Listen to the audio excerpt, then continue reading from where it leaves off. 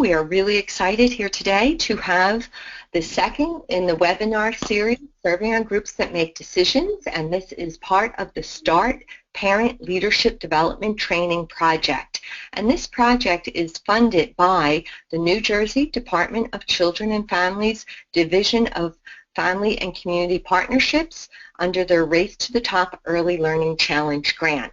So we are very appreciative of our partnership with them and the funding we have to really build strong parent leadership throughout the state of New Jersey, and in particular to build strong parent leadership to be active participants in the new statewide network of county councils for young children which exist in every county in New Jersey. Let's see. The other thing I'd like to say is that this is housed under the START project at SPAN. So many of you know that SPAN is the statewide parent advocacy network, and the START project is one of multiple projects at SPAN, and we focus on making sure that the parents are really active and engaged partners in the education process to improve outcomes for all children. Next slide.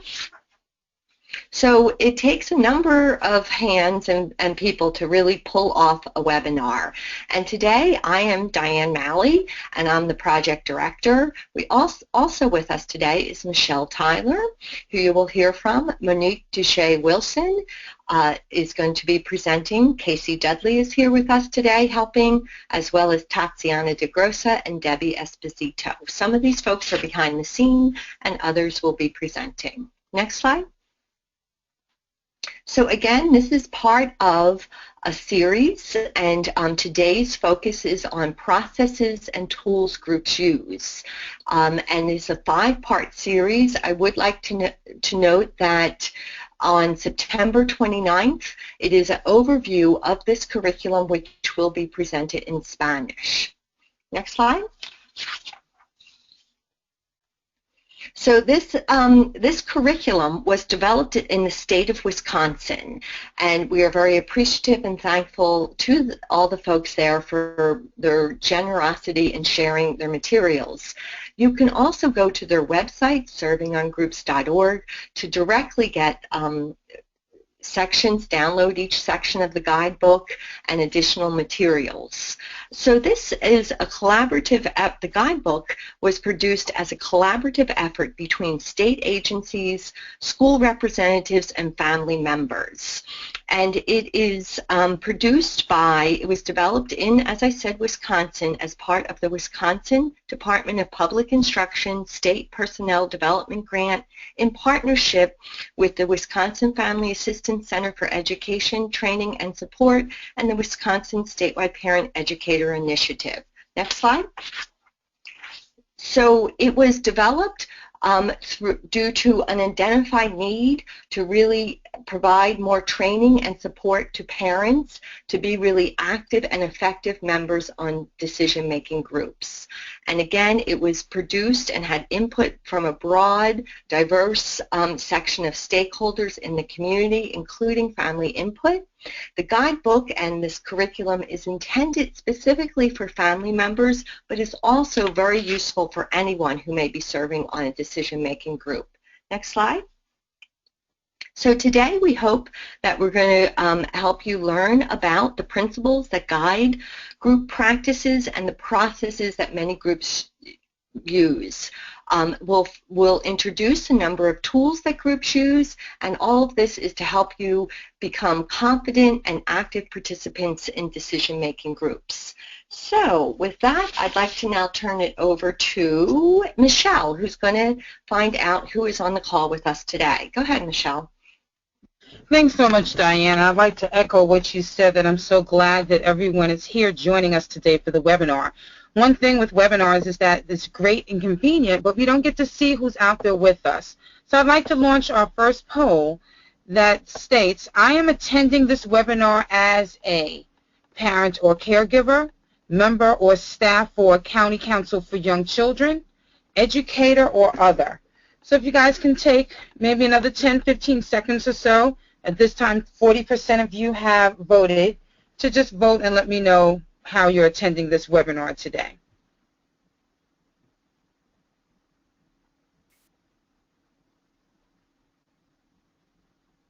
Okay, another 2 seconds. We're at 80% voted, so thanks so much for participating. And I'm going to close the poll question out and share. And I see that 18% of you are parents or caregivers, and 35% are members or staff of the council, and 12% educators, and 35% other. So thanks so much for letting us know who exactly is in the room. Okay, so I'm going to turn this over now to Monique to begin the content of the webinar. Thank you so much, Michelle, and good afternoon, everyone. In this section, you will learn about the processes that groups use. The most effective groups, regardless of the type of group, use a variety of processes to guide their work. Some of these processes that we're going to be talking about may be new to you, but as we take you through this section, you will learn about the principles that guide group practices and the important but common processes groups use. Next slide.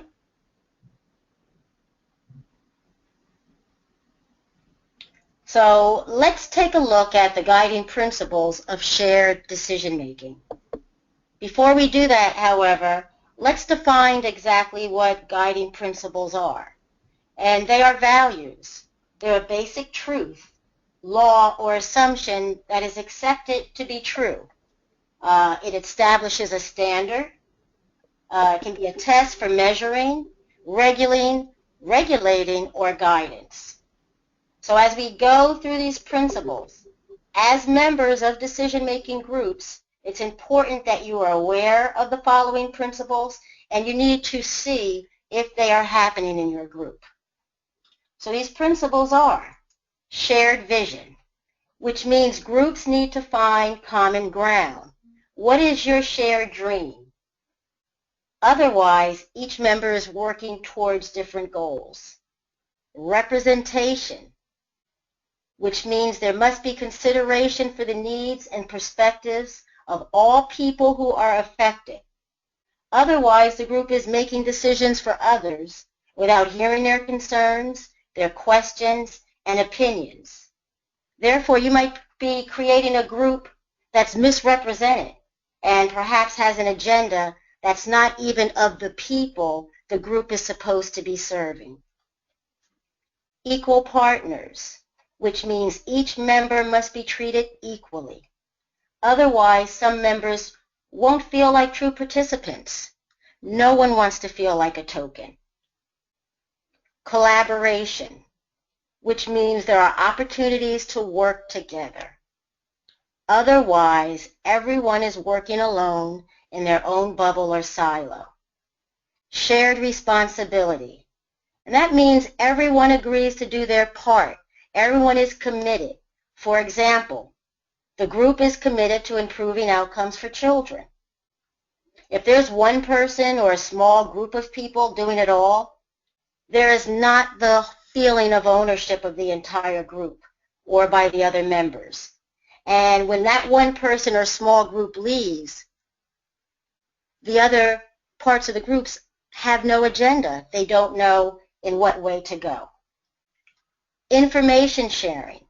That means staying up to date, being relevant and current on information regarding an issue. Otherwise, a gap will arise within the group, and not all of the members will be able to make well-informed decisions. And again, will feel like they are not true participants of this group. Producing results.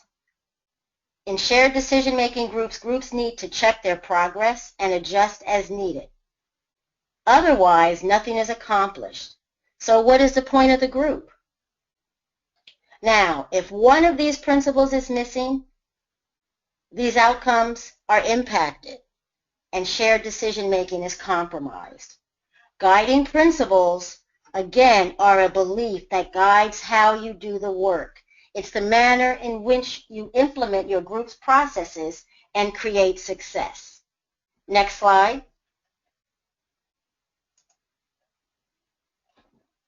So here's an everyday example of guiding principles that relate to a decision-making body.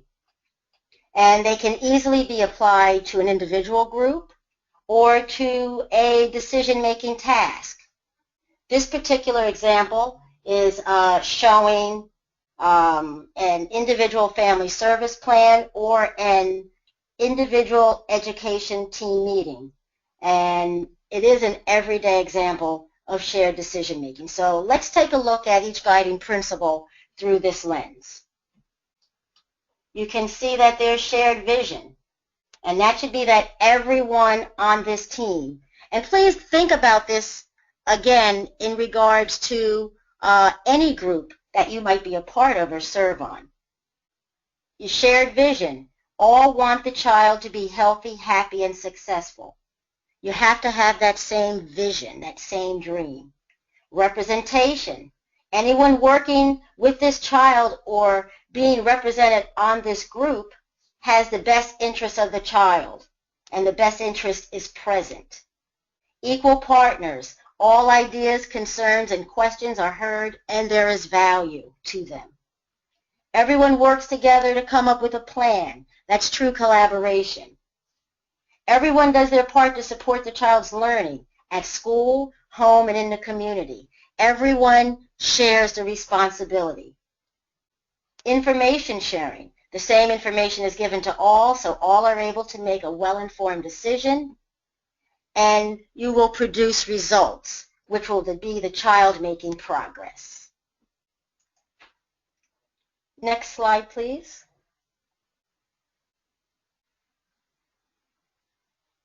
So I have a question to all of you, and at this time you can type in your chat box. Have you been involved in shared decision making in a group or in some type of shared decision making task? And let us know what made it successful and what might have been challenging. So we're going to provide about a minute or two for you to, if you so please, to type that answer into the chat box, and then we'll read them out loud.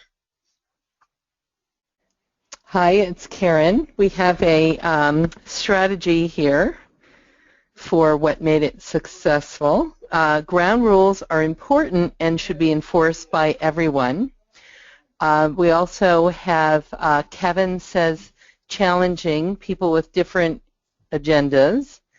And Rebecca added shared vision, collaboration, and representation. Miriam added that having an agenda ahead of time is successful. A challenge has been having no mentoring for new members, and I could see where that can make a lot of problems with keeping your group sustainable.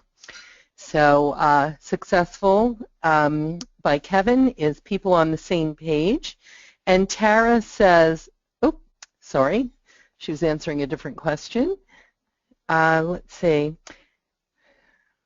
I think that's all we have for now.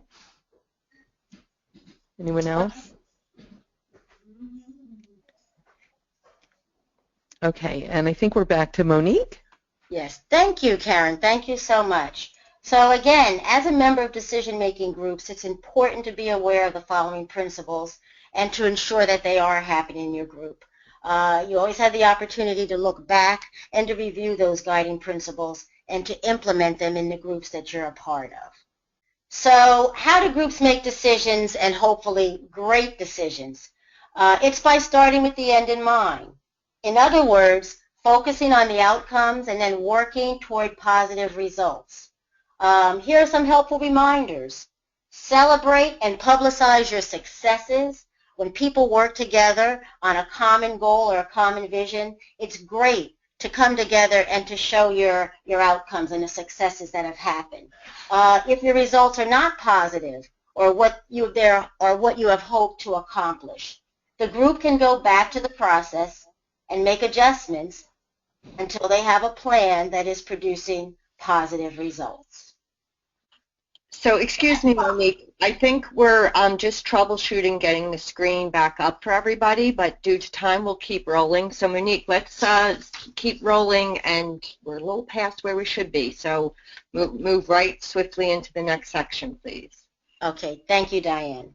So we're going to talk about the processes that groups use. And there are 6 common processes. that groups commonly use: information gathering, goal setting, planning, collaboration, evaluation, and processes for reaching agreement. We're going to look at these processes a little bit in detail, and I am going to pass this on to Tatiana to start this section off. Thank you, Monique. Good afternoon. So one of the very first processes groups use is information gathering. It comes from three main sources: data collection, through brainstorming, and focus group participation. It is important for groups to gather and use accurate information, sometimes called data. It comes in many forms like numbers and facts, perspectives, and personal stories. Data can be gathered in many ways, from an existing source or gathered through surveys, interviews.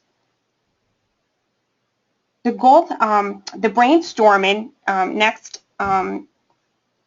is brainstorming. Brainstorming is a strategy used when groups want to generate and collect lots of ideas.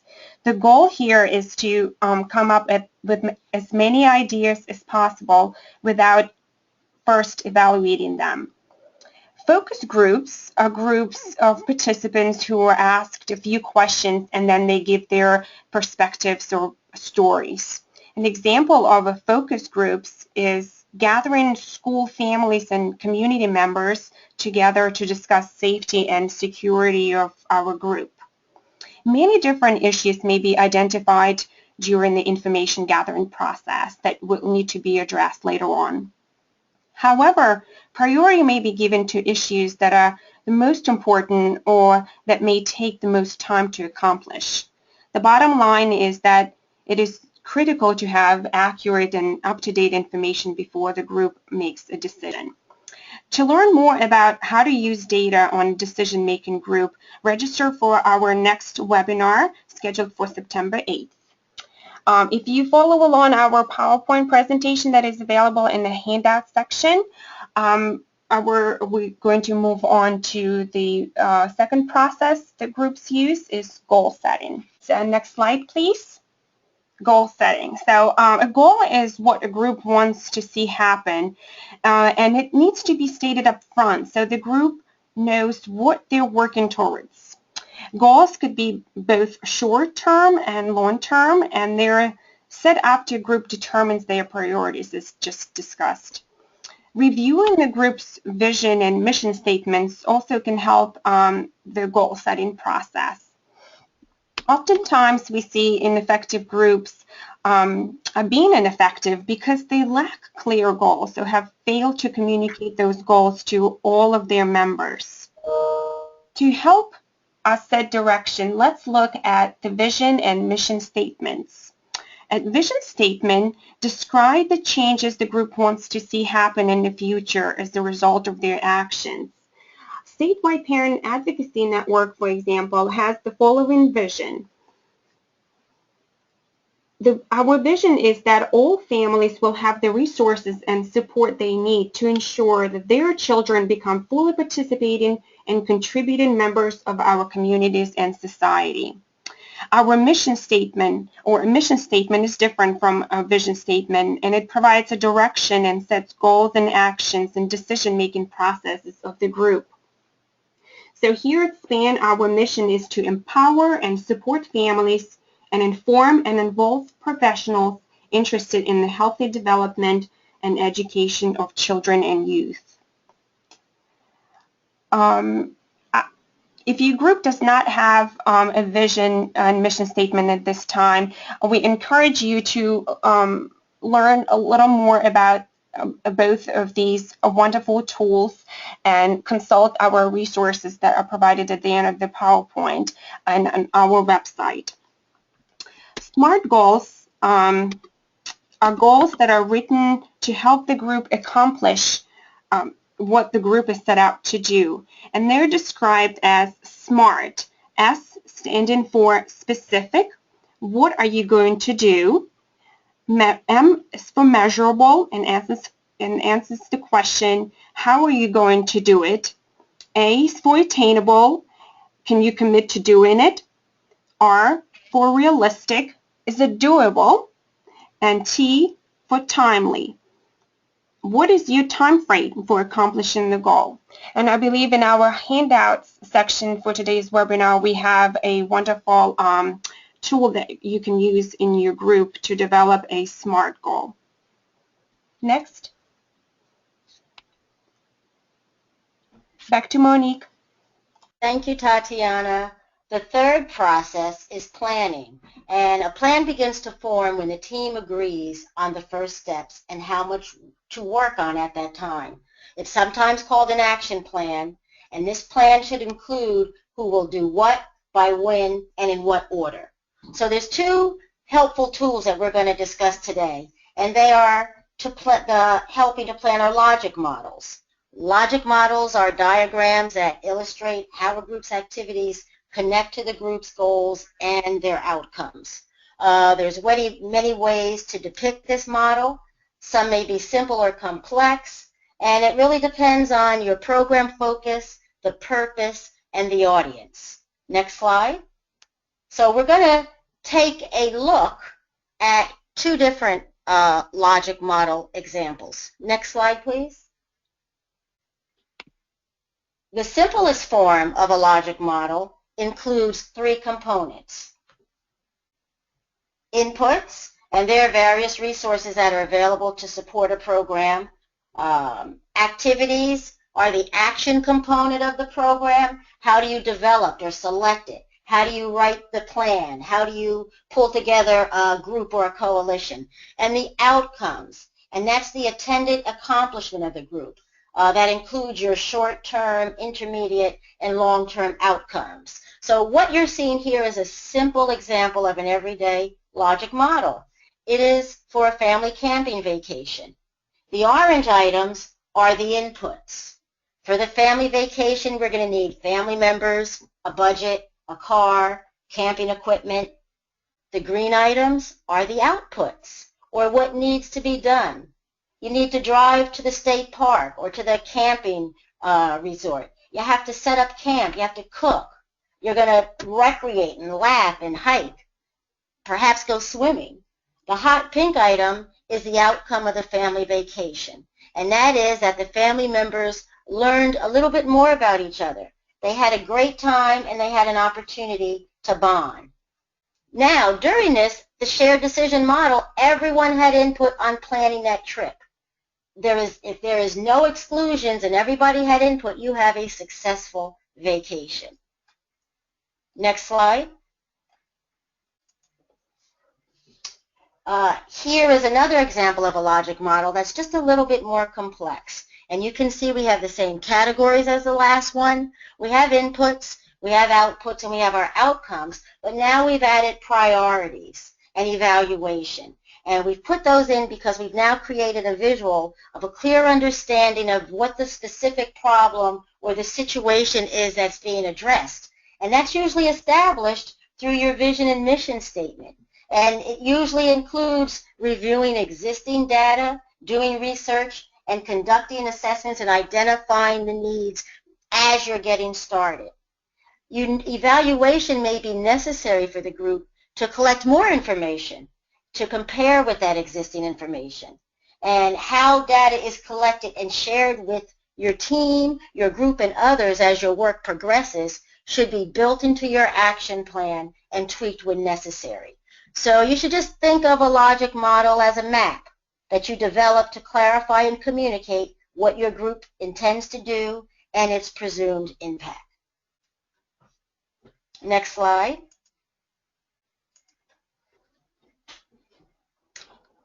Fourth process is collaboration, and that's when members of a group voluntarily bring their knowledge and experiences together to work towards a common goal. There's several ways to help to encourage collaboration, and we provide several of those tools on this slide. Next slide. When you're thinking of collaboration, an African proverb comes to mind, and it goes, if you want to go fast, go alone. If you want to go far, go together.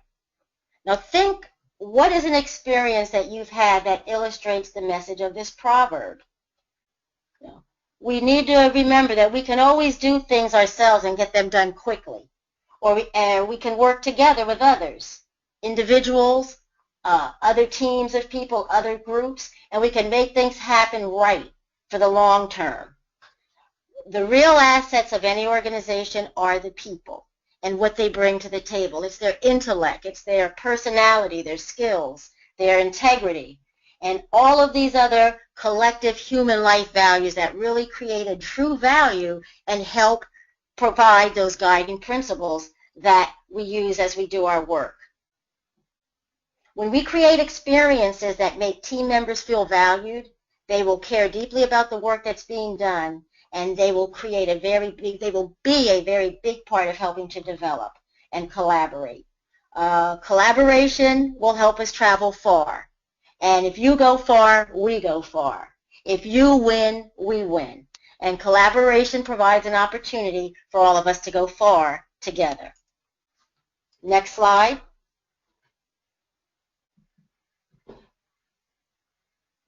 So through collaboration, as I mentioned, all of these things come together. Involvement, better relationships, better commitment, and better communication. Evaluation. After the group has begun collaborating and working together for a while, the members need to revisit their plan and see if it's resulting in what they had hoped for. And that may be necessary for the group to collect more information. Again, you saw these examples in your logic model. So you might have to compare new information with the information that you already have, and you might need to tweak things, or you might need to change the way this discussion takes place. There are two types of evaluation to discuss in the decision-making process. Next slide. Formative and summative evaluations.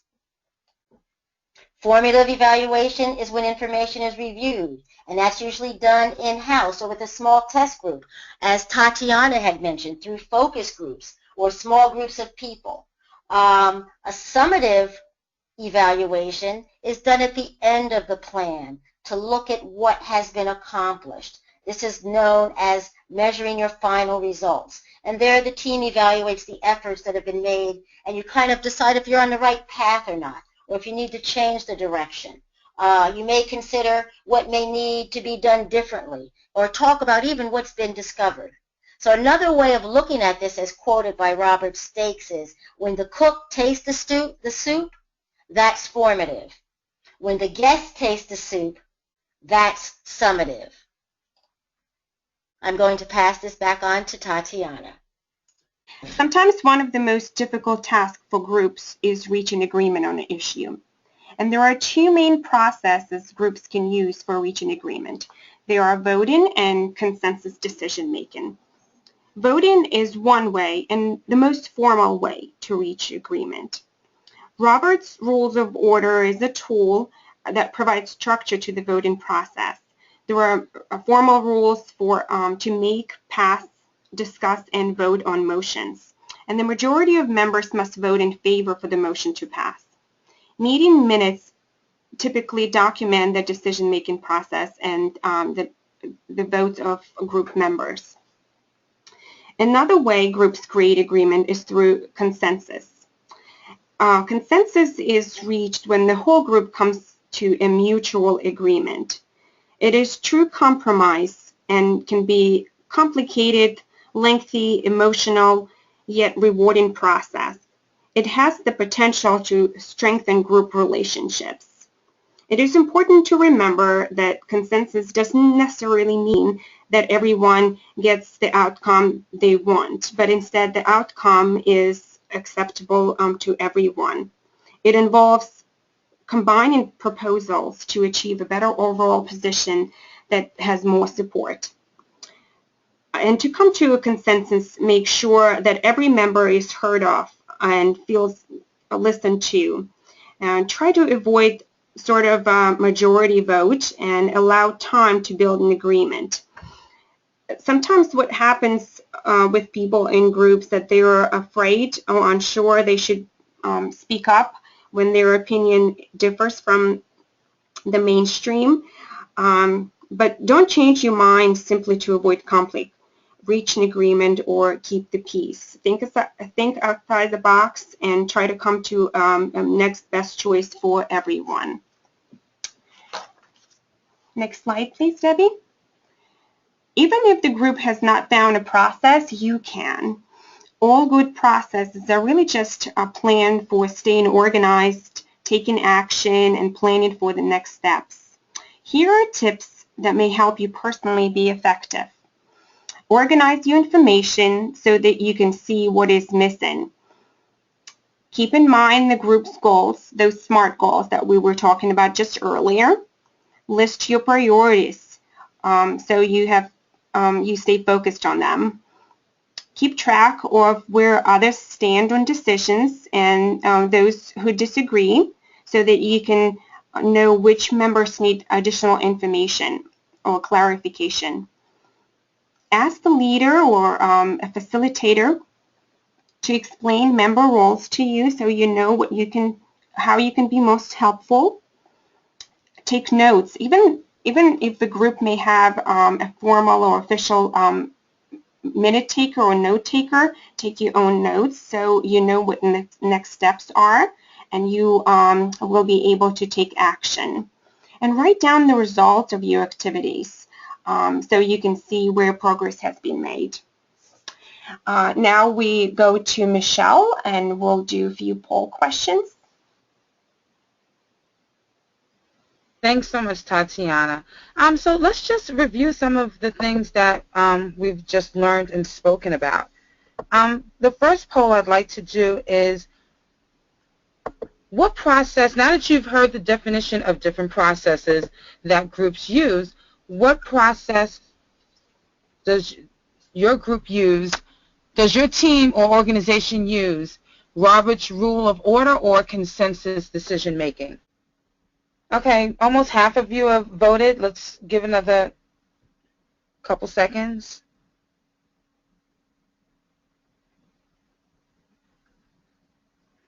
Okay, I'm going to go ahead and close the poll. And about 93% of you have shared that you use consensus decision making over Robert's Rule of Order. And thanks so much for sharing that. And now let's get into some of the different questions on the different types of decision making. Which statement guides the consensus decision making process? That team members opposed to the decision can suggest modifications. All team members contribute and share in the final decision. Differences are viewed as helpful rather than hindering, or all of the above.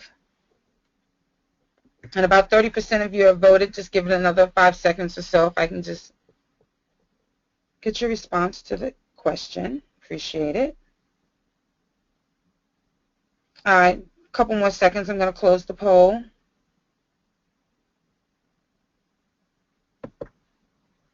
Okay, so with 70% of you voting, 84% of you say all of the above. And all of the above is the correct answer. All of those statements do guide the decision-making process. So thanks so much for participating in the poll. And I would like to turn it over now to, I'm sorry, are there any questions that anyone has? You can put that in the chat box at any time, but we can open up the webinar at this time for any questions that anyone has. Karen, do you have any questions that anyone has typed in? At this time, I don't see any questions, and I don't see any hands raised, so you can go ahead and move on. Okay, so just remember, anytime you can type that in, and we can address it at our next break for questions. So, Diane, if you can continue. In this section, we will learn about the tools groups use. We really get into nuts and bolts of how groups operate.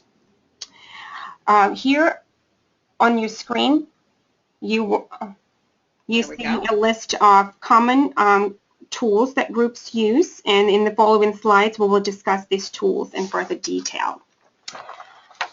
Needing facilitator or leader, sometimes called chairperson, keeps discussion going and makes sure everyone is able to share in the group.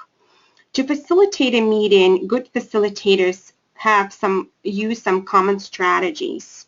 Among them, facilitators make everyone feel comfortable and valued, and they allow time for small talk and use open body language like uncrossed arms. Facilitators encourage participation by all members by using open-ended questions, dividing groups into small groups, and using flip charts and handouts.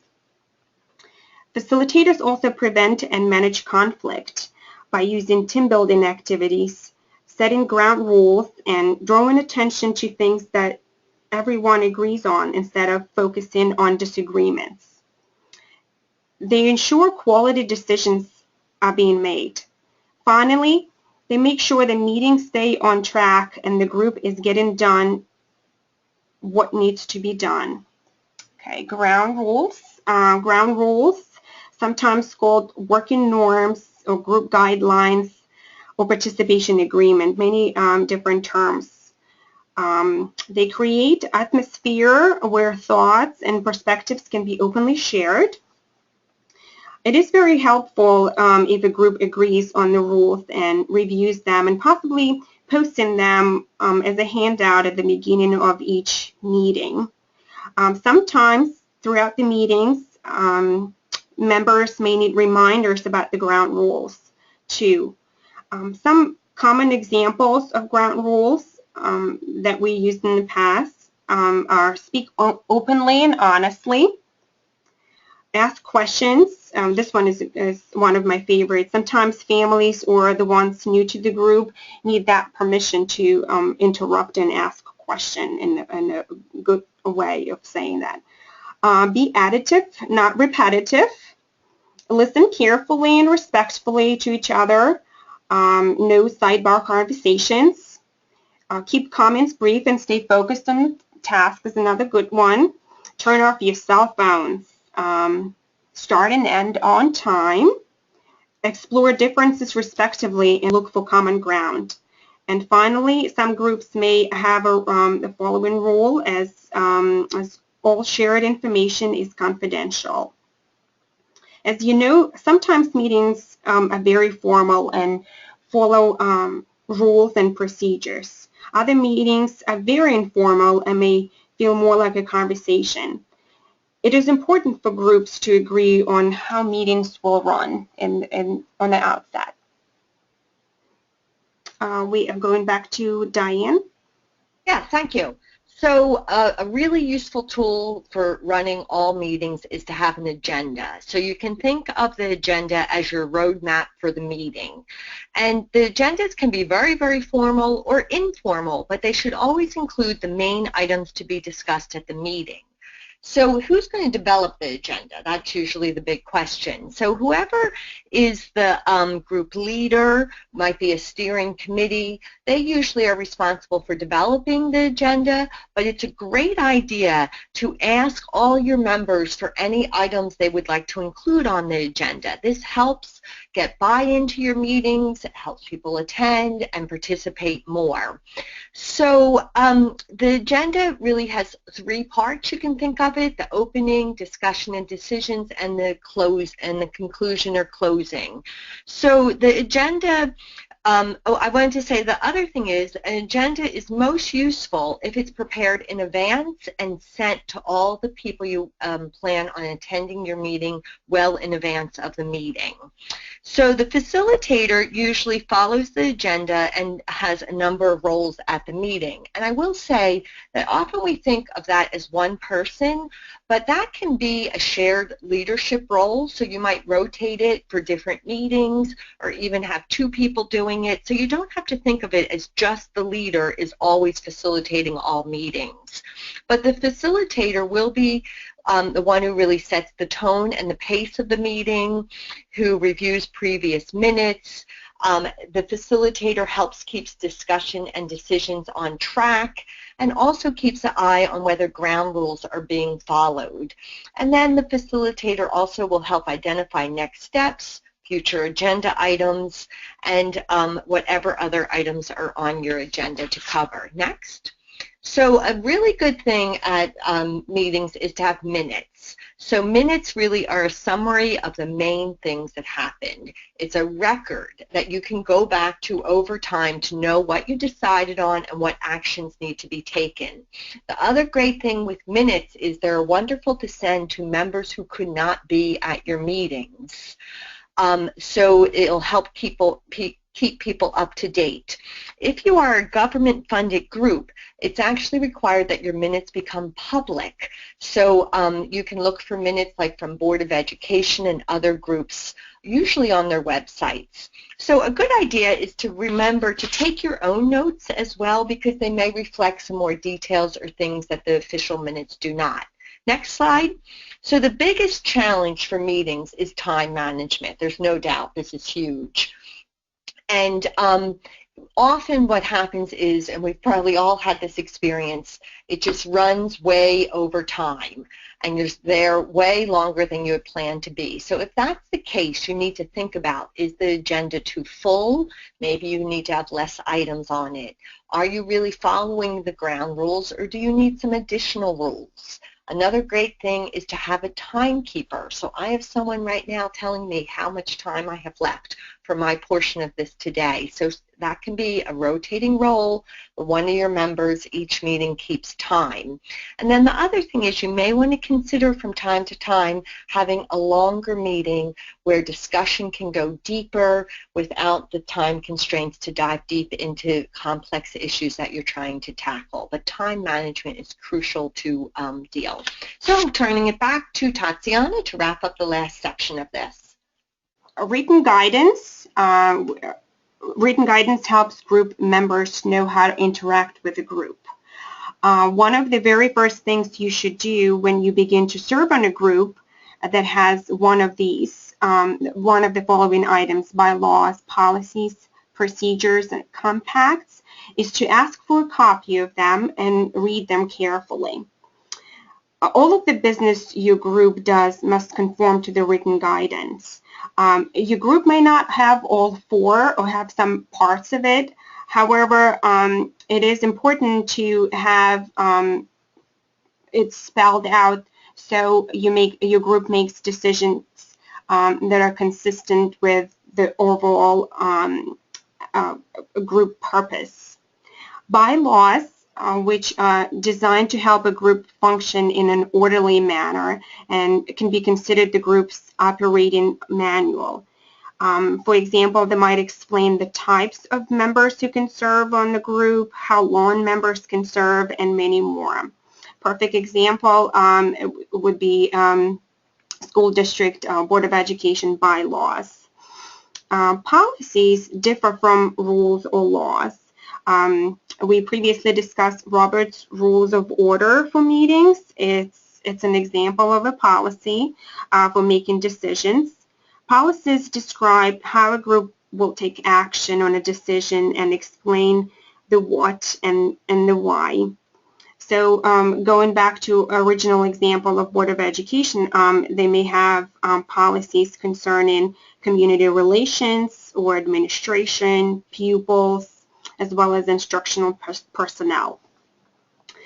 Procedures and protocols. There are detailed step-by-step instructions on how to complete a certain task. While policies describe the rules of an organization, a procedure describes in detail how its policy is translated into action. Procedures could specify protocols, for example, for submitting expenses for child care or transportation or staff development. They explain the what, the how, the where, and the when. Finally, compacts. They're least formal and more like an agreement. Groups can find it helpful to write a compact. By writing the information down and having everyone sign the agreement makes it clear how group members will share the responsibility. A perfect example of a compact that we had shared previously is Essex County County Council for Young Children commitment card for those members who would like to serve on a steering committee. Moving on to the open and closed sessions. Some groups are required by law to conduct their meetings openly. For example, City Council or Board of Education meetings. There are times, though, when the group might need to discuss issues privately. Open meetings are open to anyone who wants to attend, and the public is invited to listen, not only listen to the group's discussion, but also participate by providing feedback and input during a scheduled public participation time, also known as the public comment section. Open meetings build trust and credibility in your work as a group.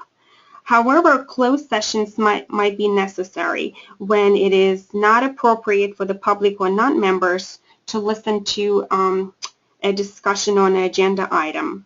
There are certain topics that groups need to deal with in closed sessions or executive sessions. There are personnel issues and confidential information. And just as a reminder or a tip, meeting minutes should not detail closed session topics. Instead, they may simply state that a group went into closed session, say, at 12:51 p.m. to discuss confidential information. Finally, there are many reasons why meetings are unproductive. Some common reasons are participants or group members unprepared for meeting. They haven't read their agenda of meeting minutes from the previous meeting or their agenda for the current meeting. Agenda may not have been given in advance for them to prepare. The group doesn't follow their agenda. Not everyone feels like their voices are being heard. One of the ways to go about this is to use a round-robin technique, so all members can provide their input. Data is lacking or not used in making decisions. That definitely makes the meetings unproductive. No action items are given, and if there are action items, no timelines or deadlines or follow-ups are set. At this time, we would like if you type in the question pane any of the strategies that you personally have used to make your meetings more productive. So take a minute or two, and in the questions section of your pane, type in some of the strategies you must have used to make your meetings more productive. And while you're typing, we have a couple of questions. One of the questions is, since CPACs are required by the Board of Education, groups that receive any type of government funding, questions are coming in and I can't see that part of the screen. Okay. They're wondering if it applies to CPAGs to share a report to the public. Would you like to answer that, Diane? Sure. I mean, certainly, so we know that there's no mandate for what CPAGs have to do. The code is one sentence, but best practice would suggest that absolutely sharing meeting minutes and agendas for special education parent advisory groups, not everybody may know that acronym, is a great idea and a best practice, definitely. Okay, we have some strategies that are coming in.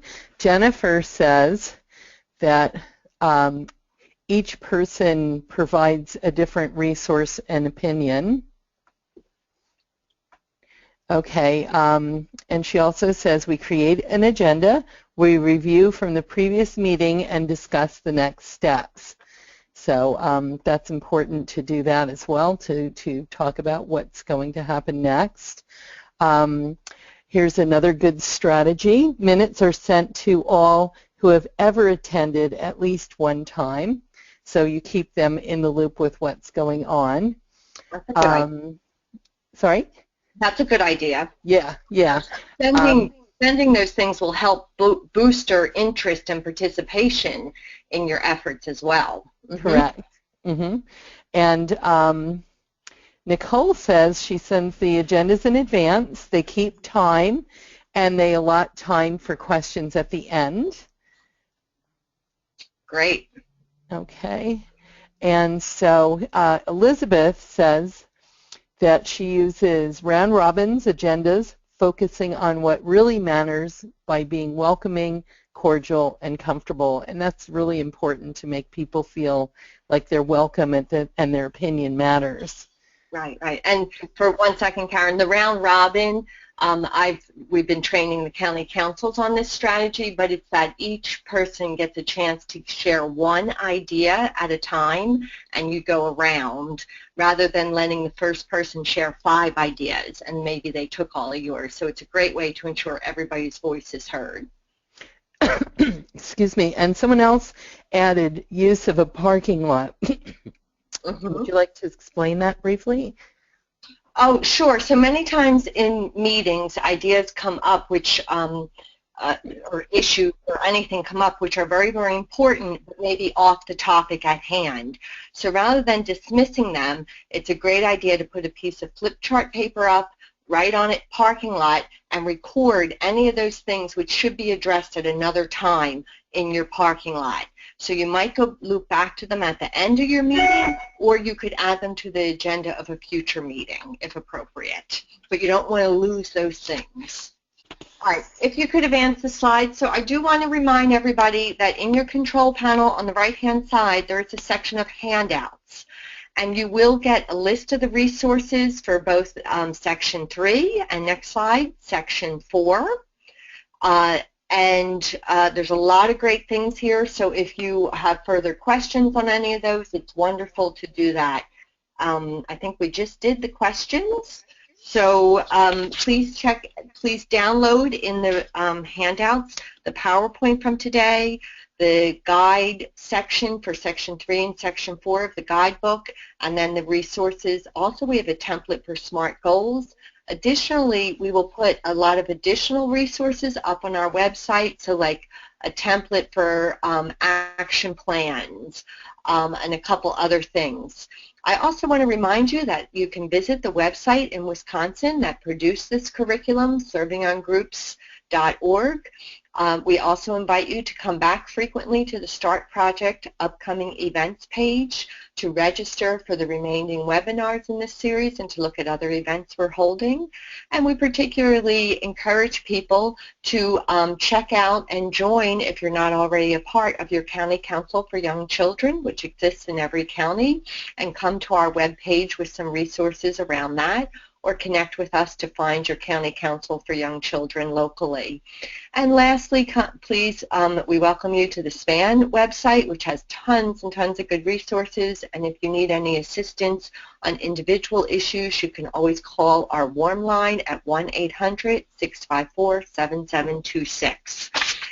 Following this webinar today, you will receive a link for a survey to let us know how we're doing. We really value your input and hope that you will take a moment to complete that.